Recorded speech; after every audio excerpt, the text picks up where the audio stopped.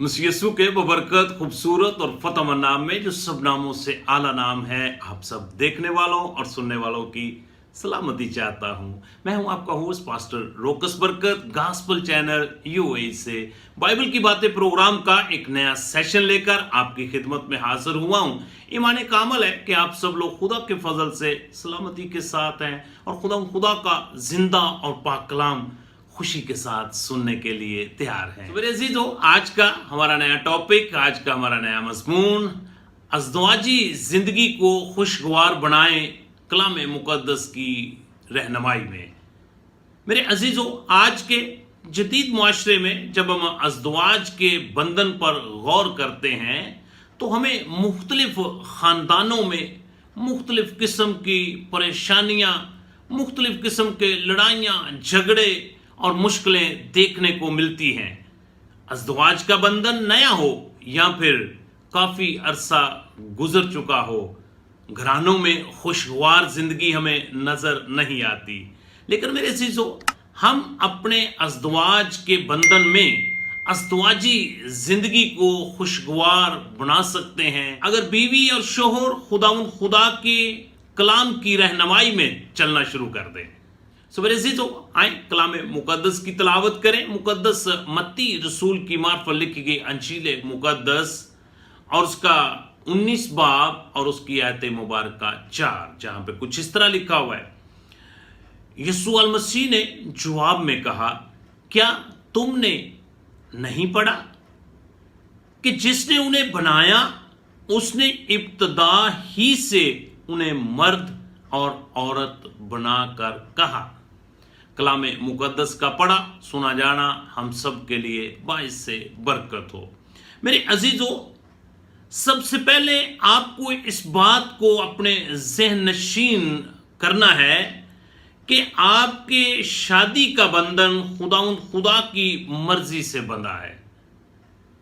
खुदा के कलाम में लिखा हुआ है कि खुदा ने सबसे पहली औरत को जब तख्लीक किया तो वो उसे आदम के पास लेकर आया और उस औरत का नाम हवा था। और बाइबल मुकद्दस बयान करती है, पैदाइश की किताब और उसका 2 बाब और उसकी आयत मुबारक 22 और 23, जहां पे कुछ इस तरह लिखा हुआ है। इस पर आदम ने जब हवा को देखा तो बहुत खुश हुआ और कहने लगा कि ये तो अब मेरी हड्डियों में से हड्डी और मेरे गोश्त से गोश्त है। मेरे अजीजों, सबसे पहले जो बात हम देखते हैं कि जब आदम के पास खुदा औरत को लेकर आया तो सबसे पहले आदम की यानी आदमी की खुशी की इंतहा ना थी, क्योंकि इससे पहले वो तन्हा था। और खुदा ने जब आदम को देखा तो उसने कहा कि इसका अकेला रहना अच्छा नहीं है। इसलिए वो जब औरत को उसके पास लेकर आया तो आदम बहुत खुश हुआ और फिर उसने इस बात का इकरार भी कर दिया और कहने लगा, ये तो मेरी हड्डियों में से हड्डी है और मेरे गोश्त में से ये मेरा गोश्त है। सो मेरे अजीजों, खुदा आज भी चाहता है कि शादीशुदा लोग जो हैं वो खुशो खुर्मी की जिंदगी बसर करें। मेरे अजीजों, जब आप शादी के बंधन में बंध जाते हैं तो शायद आप सोचें कि अब जिंदगी में बस खुशियां ही खुशियां होंगी, लेकिन हकीकत यह है कि हर शोहर और बीवी को अपनी अज़दवाजी जिंदगी में बहुत से मसाइल का सामना करना पड़ता है। वो एक दूसरे से चाहे जितनी मर्जी मोहब्बत रखते हों, इसके बावजूद भी उनकी जिंदगी में मुश्किलें भी आएंगी, परेशानियां भी आएंगी, लड़ाइयां भी होंगी, झगड़े भी होंगे। लेकिन अगर आप चाहते हैं कि आपकी घरेलू जिंदगी, आपकी अज़दवाजी जिंदगी खुशगवार गुजरे, तो मेरे अजीजों, उसके लिए ज़रूरी है कि खुदा के कवानीन पर अमल करें, खुदा के अहकामात पर अमल करें, खुदावंद खुदा के कलाम की रहनुमाई में अपनी जिंदगी गुजारना शुरू कर दें। याद रखें, करंथस की कलीसिया को पौलुस रसूल ने पहला खत लिखा और उसका 7 बाब और उसकी आयत मुबारक 28 में कुछ यूं फरमाते हैं, तू ब्याह कर ले तो भी गुनाह नहीं, और अगर कुंवारी ब्याही जाए तो गुनाह नहीं, मगर ऐसे लोग जिस्मानी तकलीफ पाएंगे। याद रखिए इस बात को। पौलुस रसूल यहां पर बयान करते हैं कि अगर कोई मर्द या औरत अदवाज के बंधन में जब बनते हैं तो याद रखें कि उनको तकलीफों में से गुजरना होगा।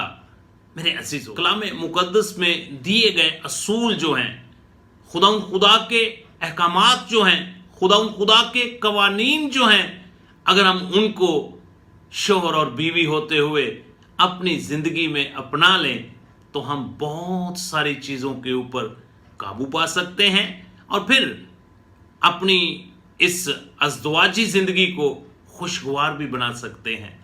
और याद रखें कि खुदा के कवानीन जो हैं ये हमारी रहबरी और रहनुमाई कर। ज़बूर की किताब और उसका 19 नंबर ज़बूर है और उसकी आयत मुबारक 8 और 9, जहां पे कुछ इस तरह लिखा हुआ है, खुदा के कवानीन रास्त हैं, वो दिल को फरहत पहुंचाते हैं। खुदा का हुक्म बेऐब है, वो आंखों को रोशन करता है। खुदा का खौफ पाक है, वो अब तक कायम रहता है।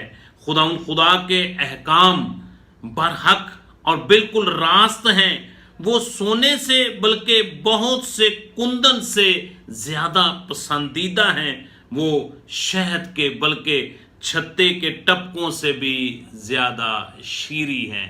सो मेरे अजीजों, खुदा के अहकामात जो हैं ये बहुत ही हमारे लिए फायदेमंद है। अगर हम इनको अपनी जिंदगी में अपना लें तो हम अपने अज़दवाज की जिंदगी को खुशगवार बना सकते हैं। और बाइबल मुकद्दस की रहबरी और रहनुमाई में सबसे जो पहला असूल शोहर के लिए है, मैं उसकी तरफ आपकी तवज्जो दिलाना चाहता हूं। खुदा ने जो शोहर को किरदार दिया है अज़दवाज के सफर में, उस किरदार को वो अच्छे तरीके से अदा करे। और वो किरदार खुदा के कलाम के मुताबिक शोहर घर का सरबराह है।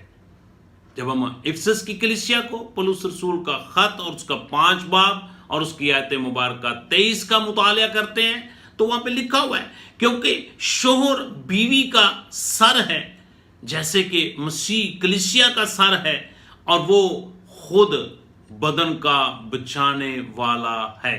सो मेरे अजीजों, अगर आप शोहर हैं तो खुदा आपसे तवक्को करता है कि आप अपनी बीवी का हर तरह से लिहाज रखें, क्योंकि खुदा ने आपको जो किरदार दिया है शोहर होते हुए, अज़दवाज के बंधन में बनने के बाद जो आपको रिस्पॉन्सिबिलिटी दी गई है, जो आपको किरदार दिया गया है, वो आप पूरे घराने के सरबराह हैं। अगर आप सरबराह हैं तो फिर आपको ये किरदार बड़ी खुशसलूबी के साथ अदा करने की ज़रूरत है, और आपने अपनी बीवी का हर लिहाज से लिहाज रखना है। मेरे साथ मिलकर एक आयत मुबारक की तिलावत करें। मुकद्दस पतरस रसूल का पहला खत है और उसका 3 बाब और उसकी आयत मुबारक 7। ऐ शोहरों, तुम भी बीवियों के साथ अक्लमंदी से बसर करो, और औरत को नाजुक ज़र्फ जानकर उसकी इज्जत करो, और यूं समझो कि हम दोनों जिंदगी की नेमत के वारिस हैं, ताकि तुम्हारी दुआएं रुक ना जाएं।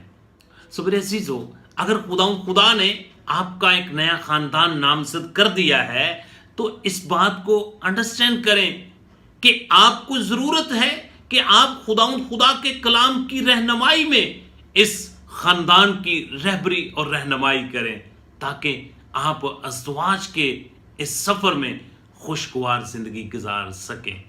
सो मेरे अजीजों, अगर खुदा ने آپ کو ایک خاص رسپانسبلٹی دی ہے، اگر آپ کو شوہر ہونے کا شرف عطا کیا ہے، تو پھر آپ کے اوپر بہت بڑی ذمہ داری آپ کے کندھوں پر آ چکی ہے، اور وہ ہے کہ آپ اپنے خاندان کے، اپنے گھرانے کے سربراہ ہیں، اور پھر سربراہ ہوتے ہوئے اس کردار کو اچھے طریقے سے ادا کریں۔ اسی طرح جب ہم بائبل مقدس کا مطالعہ کرتے ہیں تو بائبل مقدس ایک دوسرا اصول جو ہے وہ ازدواج کے بندھن میں بندھے ہوئے شوہر اور بیوی کے لیے رہنما کرتی ہے۔ وہ ہے کہ جو بیوی ہے، خدا نے اس کو ایک کردار دیا ہے، اور اس کو کردار دیا ہے کہ وہ اپنے شوہر کی مددگار ہے۔ بیوی کو جو کردار دیا گیا ہے خدا کی طرف سے، وہ مددگار کا کردار ہے، اور ضرورت ہے کہ بیوی جو ہے وہ اپنے کردار کو اچھے طریقے سے سر انجام دے اور اپنے خاوند کے لیے مددگار ثابت ہو۔ میرے عزیزو، خدا نے بیوی کو گھر کے سربراہ کی مدد کے لیے بنایا ہے، اور خدا چاہتا ہے کہ آپ اپنے شوہر کے لیے مددگار ثابت ہوں۔ خدا نے آپ کو ایک مددگار کا کردار دیا ہے، اور بیویوں کو چاہیے کہ وہ اپنا کردار اچھے طریقے سے ادا کریں تاکہ آپ کی گھریلو زندگی خوشگوار طریقے سے گزر سکے۔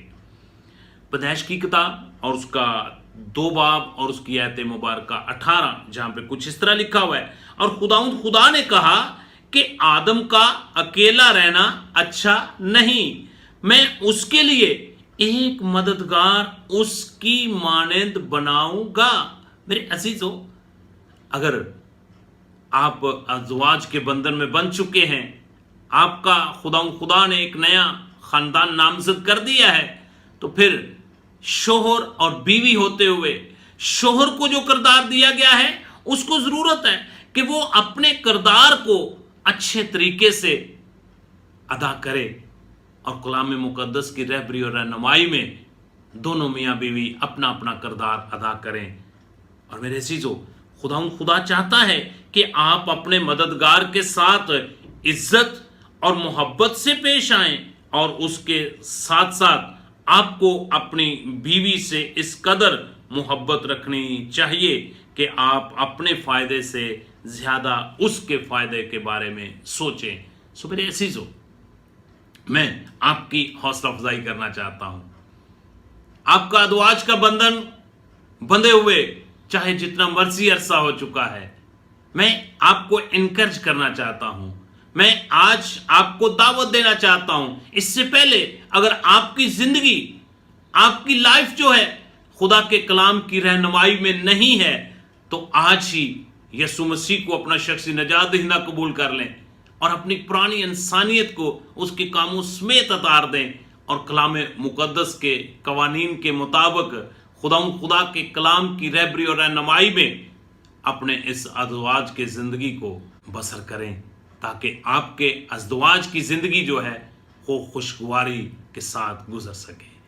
خدا آپ سب کو کلام مقدس کے مطابق زندگی گزارنے کی توفیق عطا فرمائے۔ God bless you at all.